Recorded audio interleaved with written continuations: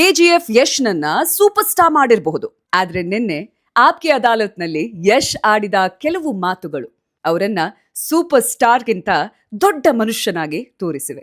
ರಜತ್ ಶರ್ಮಾ ಎದುರು ಕುಳಿತಿದ್ದು PAN India star, ಆದರೆ ಮಾತನಾಡಿದ್ದು ಮಾತ್ರ ನಮ್ಮ ಮನೆಯ ಪಕ್ಕದ ಹುಡುಗನಷ್ಟು ಸರಳವಾಗಿ. ಯಶ್ ಅವರ ಬಹು ನಿರೀಕ್ಷಿತ ಆಪ್ಕೆ ಅದಾಲತ್ ಎಪಿಸೋಡ್ August 15 ಪ್ರಸಾರವಾಗಿದೆ. My wife is my only friend. Instagram ನಲ್ಲಿ ನಾನು ಫಾಲೋ ಮಾಡೋದು ಅವಳನ್ನ ಮಾತ್ರ. My sister is my favourite person in the world. ಕೋಟ್ಯಾಂತರ ಅಭಿಮಾನಿಗಳಿರಬಹುದು, ಆದರೆ ತನ್ನ ಬದುಕಿನ ಸೆಂಟರ್ನಲ್ಲಿ ಕುಟುಂಬವನ್ನಿಟ್ಟುಕೊಂಡಿರುವ ವ್ಯಕ್ತಿ.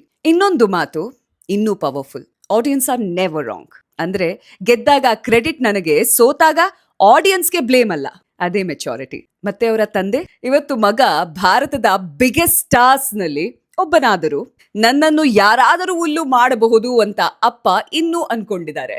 ಈ ಮಾತನ್ನು ಯಶ್ ನಗುತ್ತಾ ಹಂಚ್ಕೊಂಡಿದ್ದಾರೆ. ಯಾಕಂದ್ರೆ ಬಹುಶಃ ಜಗತ್ತು ನಿಮ್ಮನ್ನು ಎಷ್ಟು ಎತ್ತರಕ್ಕೂ ಏರಿಸಿದ್ರು ಮನೆಯವರು ನಿಮ್ಮ ಕಾಲನ್ನು ನೆಲದ ಮೇಲಿಟ್ಟರೆ ಅದೇ ಗ್ರೌಂಡಿಂಗ್.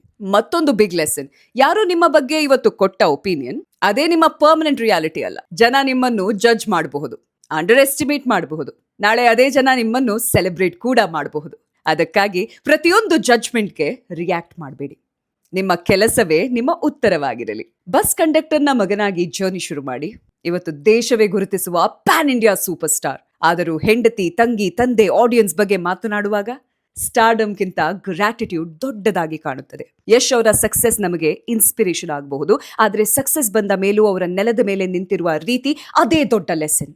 ನಿಮಗೆ ಆಪ್ಕೆ ಅದಾಲತ್ ಎಪಿಸೋಡ್ ನಲ್ಲಿ ಯಶ್ ಹೇಳಿದ ಯಾವ ಮಾತು ಹೆಚ್ಚು ಮನಸ್ಸಿಗೆ ತಟ್ಟಿತು? ಕಾಮೆಂಟ್ಸ್ ಮೂಲಕ ತಿಳಿಸಿ.